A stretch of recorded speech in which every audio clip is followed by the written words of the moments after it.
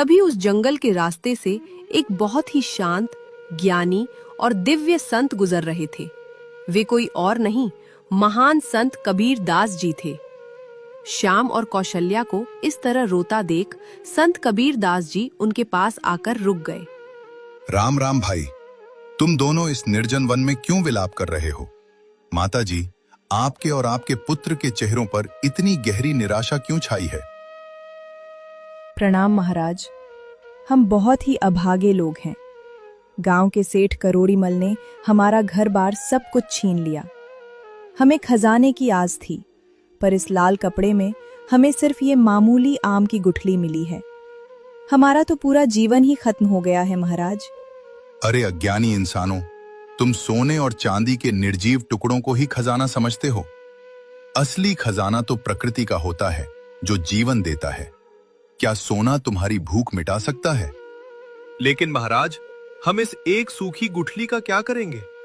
हमारे पास तो इसे बोने के लिए अपनी 1 इंच जमीन भी नहीं बची है।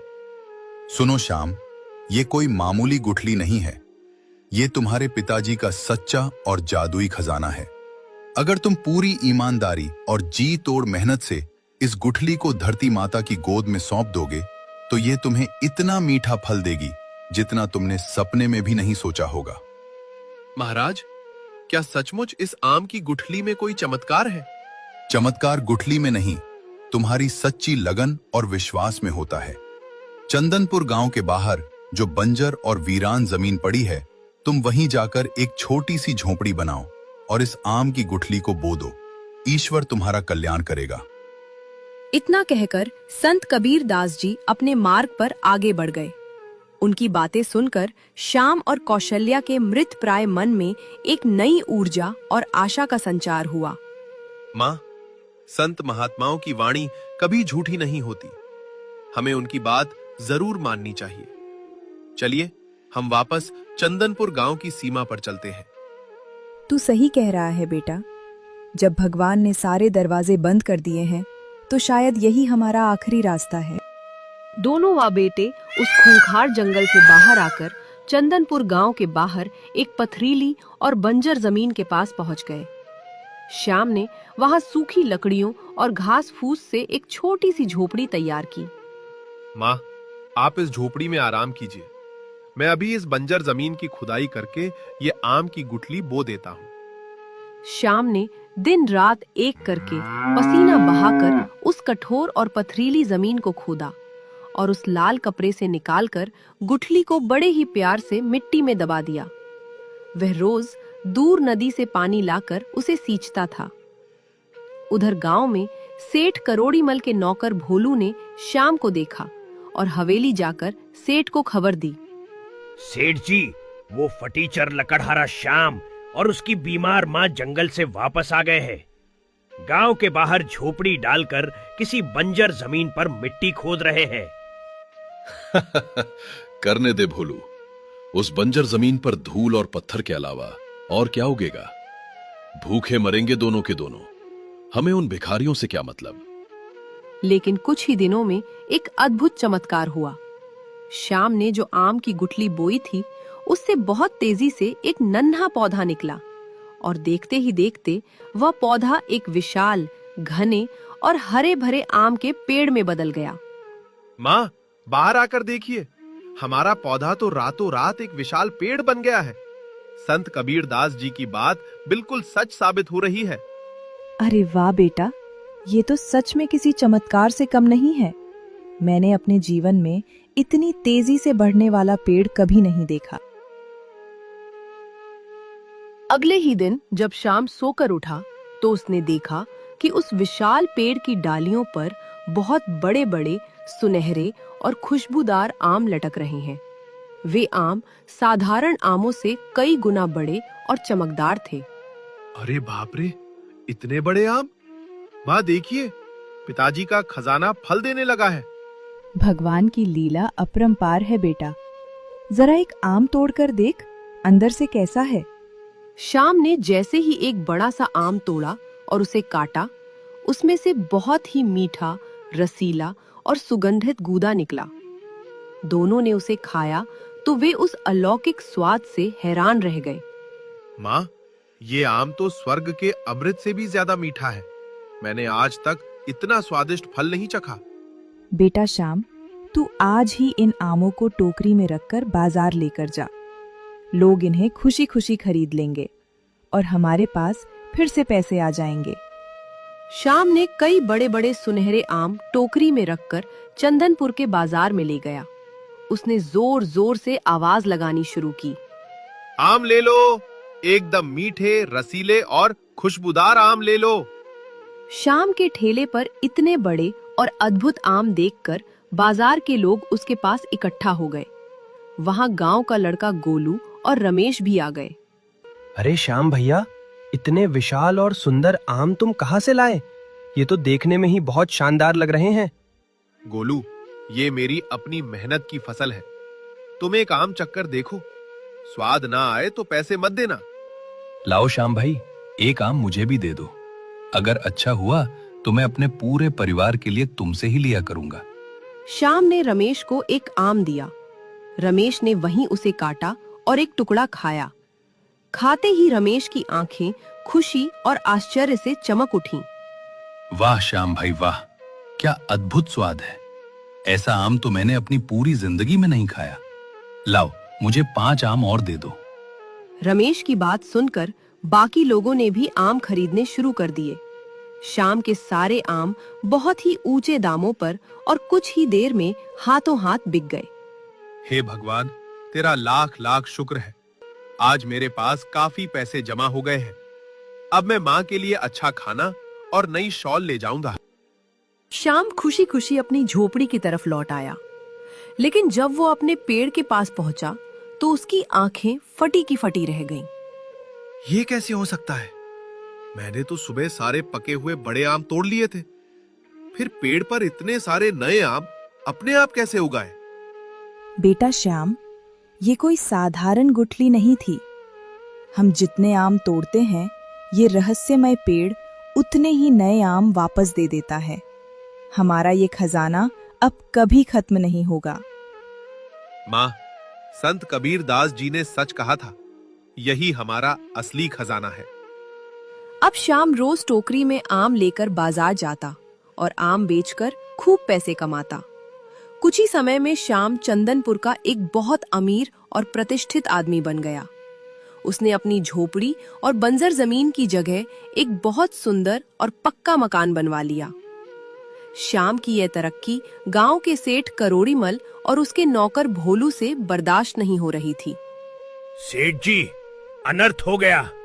वो श्याम लकड़हारा जो सड़क पर आ गया था, आज उसने गांव के बाहर अपना नया पक्का मकान खड़ा कर लिया है।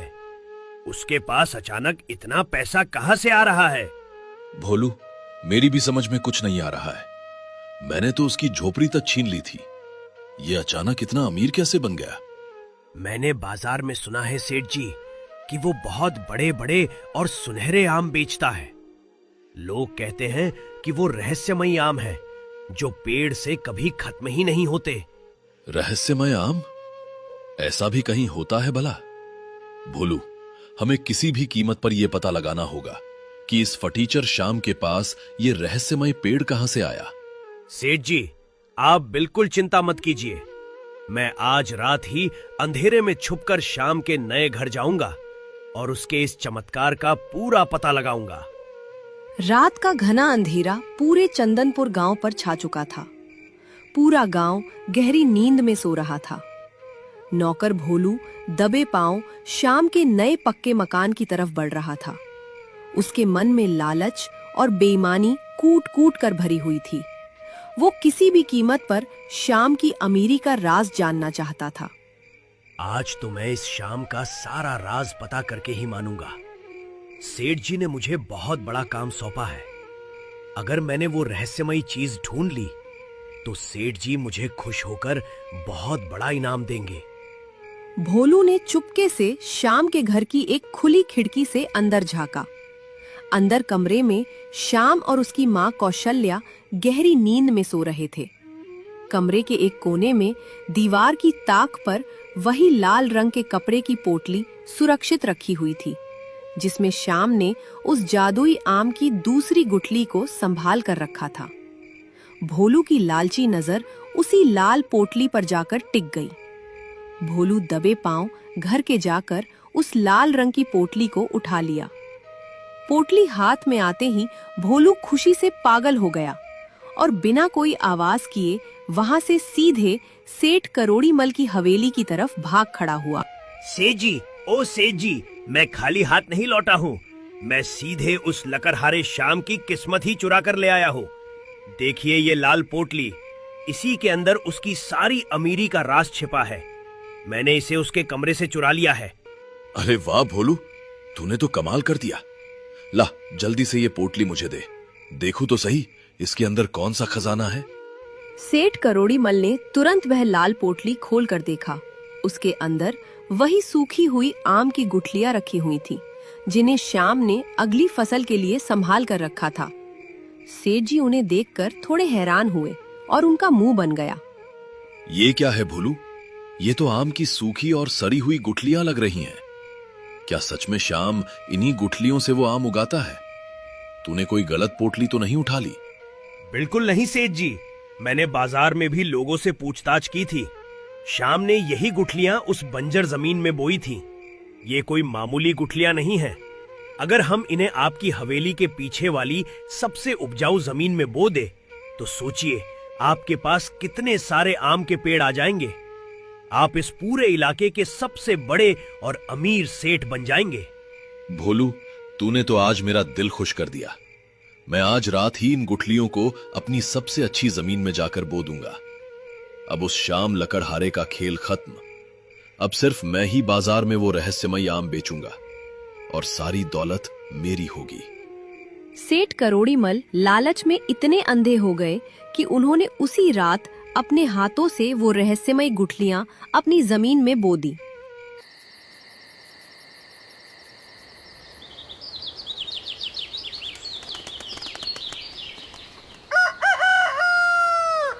अब सेठ जी और उनका नौकर भोलू रोज उस जगह की निगरानी करने लगे।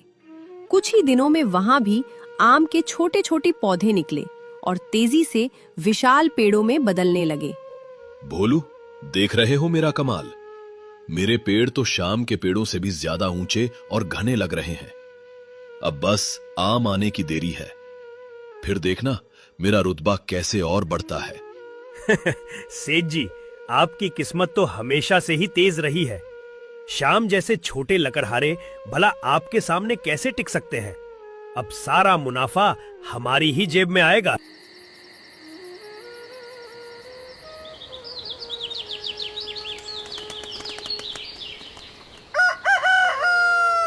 अगले ही दिन जब सेठ जी अपने बगीचे में पहुंचे तो उन्होंने देखा कि पेड़ों की डालियों पर बहुत बड़े बड़े और चमकदार सुनहरे आम लटक रहे हैं। सेठ जी की खुशी का कोई ठिकाना नहीं रहा। अरे वाह, मेरे पेड़ों पर तो शाम से भी बड़े आम लग गए। मैं एक पल भी बर्बाद नहीं करूंगा। मैं अभी इन आमों को बाजार ले जाकर दुगने दाम पर बेचूंगा। आज से शाम का धंधा चौपट। सेठ जी ने लालच के कारण किसी मजदूर को भी नहीं बुलाया। उन्होंने एक बहुत बड़ा बोरा लिया और खुद ही सारे बड़े आमों को तोड़ तोड़कर उस बोरे में भर लिया। वे उस भारी बोरे को अपने कंधे पर लादकर पसीने से लथपथ होकर बाजार की तरफ चल पड़े।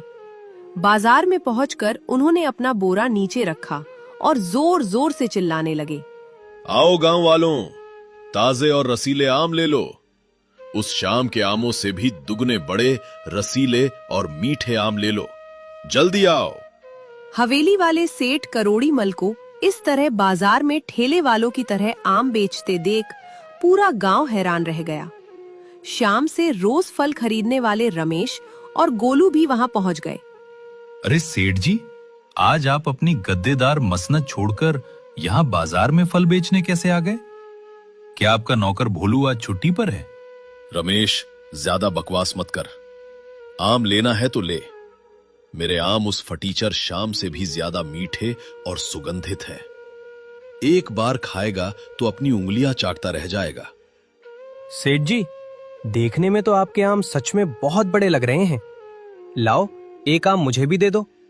मैं भी तो देखूं कि हवेली वाले सेठ जी का आम कैसा होता है।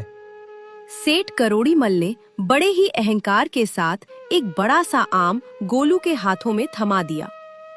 आम हाथ में आते ही गोलू को कुछ अजीब सा लगा।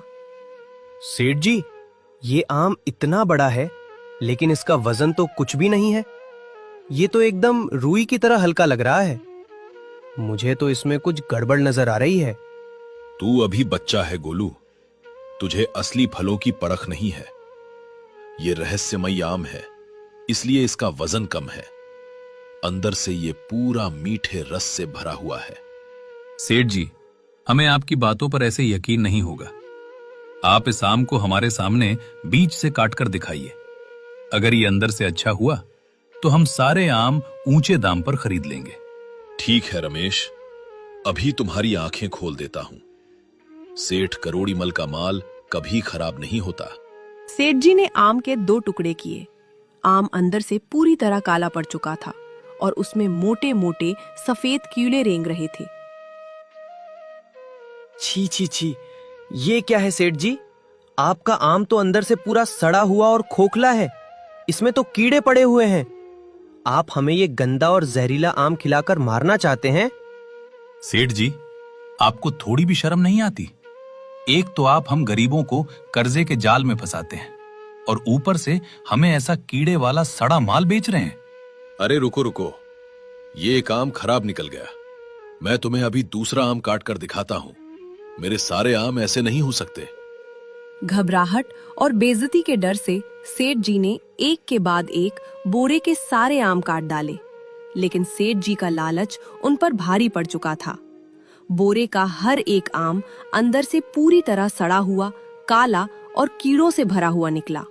पूरे बाजार में सड़ांध फैल गई। थू है आपकी इस बेईमानी और लालच पर सेठ जी। आप जैसे लालची और कपटी आदमी का माल ऐसा ही सड़ा हुआ होता है।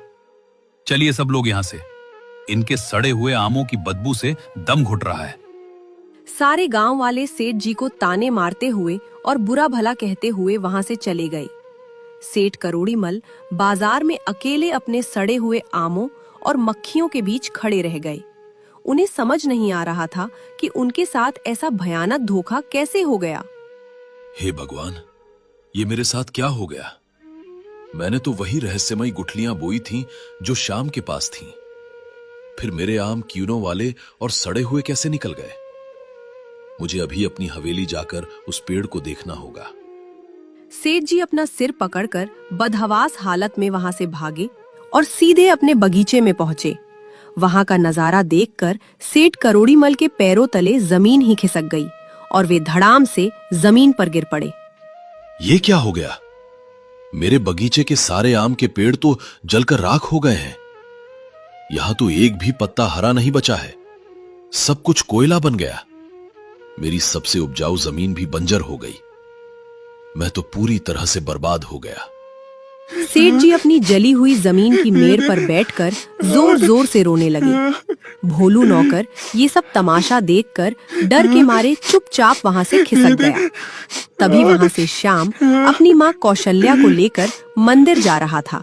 सेठ जी को इस तरह फूट फूट कर रोता देख श्याम उनके पास चला आया। सेठ जी, आप अपनी ही जमीन पर इस तरह बैठकर क्यों विलाप कर रहे हैं? क्या हुआ आपके बगीचे को? ये सब जल कैसे गया? श्याम बेटा, मुझे माफ कर दे। मेरी सारी फसल बर्बाद हो गई। मेरे आम कीड़ों से भरे हुए निकले और मेरे सारे रहस्यमयी पेड़ जलकर राख हो गए। मेरे लालच ने मुझे कहीं का नहीं छोड़ा। लेकिन सेठ जी, रहस्यमय पेड़? आपने तो अपनी जमीन में साधारण बीज बोए होंगे। इसमें इतना रोने वाली क्या बात है? नहीं श्याम, मैं एक महापापी हूं। मेरे कहने पर मेरे नौकर भोलू ने रात के अंधेरे में तुम्हारे कमरे से वो पोटली चुराई थी। मैंने सोचा था कि मैं तुम्हारी गुठलियां बोकर तुमसे भी ज्यादा दौलत कमा लूंगा, लेकिन भगवान ने मुझे मेरी चोरी और लालच की बहुत बड़ी सजा दी है। ये सुनकर श्याम को सारी बात समझ में आ गई कि उसकी लाल पोटली अचानक कहाँ गायब हो गई थी। लेकिन श्याम को सेठ जी पर बिल्कुल भी गुस्सा नहीं आया। उसने बड़े ही शांत और कोमल स्वभाव से सेठ जी से कहा, सेठ जी, महान संत कबीर दास जी ने जंगल में कहा था कि लोभ पाप का मूल है। लालच हमेशा इंसान का विनाश करता है। वो गुठलियां मेरे पिताजी का आशीर्वाद थी और वो केवल ईमानदारी और सच्ची मेहनत करने वालों को ही अपना मीठा फल देती है। चोरी और धोखे से बोई गई फसल में कीड़े ही पड़ते हैं। तू 100 आने सच कह रहा है श्याम। चोरी और बेईमानी का फल हमेशा सड़ा हुआ ही होता है। आज मुझे मेरी गलतियों और मेरे अहंकार का पूरा एहसास हो गया है। सेठ जी, आपकी नीयत में खोट था। आपने हमेशा हम गरीबों का खून चूसा और दूसरों का हक मारना चाहा। उसी लालच और धोखे ने उन रहस्यमयी गुठलियों को कीड़ों और राख में बदल दिया। ऊपर वाले की लाठी में आवाज नहीं होती सेठ जी, पर चोट बहुत गहरी लगती है। श्याम बेटा, मैं तेरे पैरों में गिरता हूं, मुझे क्षमा कर दे। मैंने तेरी बीमार मां को उनके घर से निकाला था, तेरी वो पुश्तैनी जमीन और झोपड़ी छीनी थी। मैं आज ही तेरी वो जमीन, तेरी झोपड़ी और कर्जे के सारे कागज फाड़कर तुझे आजाद करता हूं। बस मुझे इस पाप से मुक्त कर दे बेटा।